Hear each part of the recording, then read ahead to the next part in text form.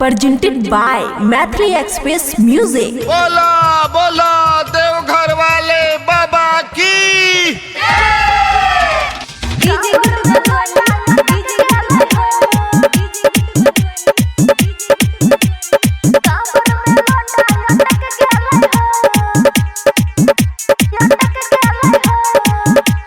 खुशी recording studio बलुआहा।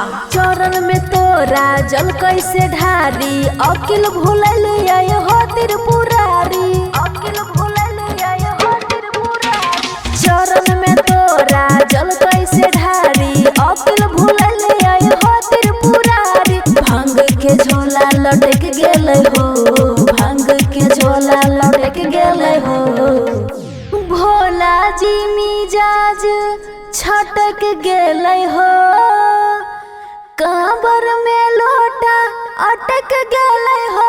भोला जी मिजाज छटक गेलै हो, छटक गेलै हो। कांवर में लोटा अटक गेलै हो। भोला जी मिजाज छटक गेलै हो, छटक गेलै हो। कांवर में लोटा अटक गेलै हो, कांवर में लोटा अटक गेलै हो। DJ good Madhubani, DJ good Madhubani. कांवर में लोटा अटक गेलै हो, अटक गेलै हो। दोनों के दोनों हो फसलै, चिंता में मन हमर बसलै। कांवर चढ़ैबै ले आके, तोहर प्रसादी हो असलै, तोहर प्रसादी हो असलै। दोनों के दोनों हो फसलै, चिंता में मन हमर बसलै। कांवर चढ़ैबै ले आके, तोहर प्रसादी हो असलै। मन एने ओने भटक गेलै हो, मन एने ओने भटक गेलै हो। भोला जी मिजाज छटक गेलै हो, कांवर में लोटा अटक गेलै हो। भोला जी मिजाज छटक गेलै हो, छटक गेलै हो। कांवर में लोटा अटक गेलै हो। भोला जी मिजाज छटक गेलै हो, छटक गेलै हो।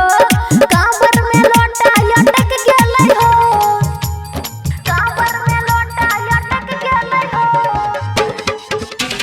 DJ good Madhubani, DJ good Madhubani. कांवर में लोटा अटक गेलै हो, अटक गेलै हो। चंदनिया मान के कर एहो परेशानी बाबा दूर, कह दीपाली हो तोरा छियै हो हम मजबूर, छियै हो हम मजबूर।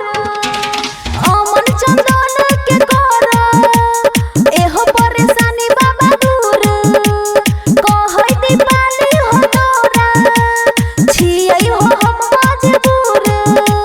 दर्शन ले मन छटपट भेलै हो, दर्शन ले मन छटपट भेलै हो। भोला जी मिजाज छटक गेलै हो, कांवर में लोटा अटक गेलै हो। भोला जी मिजाज छटक गेलै हो, छटक गेलै हो। कांवर में लोटा अटक गेलै हो।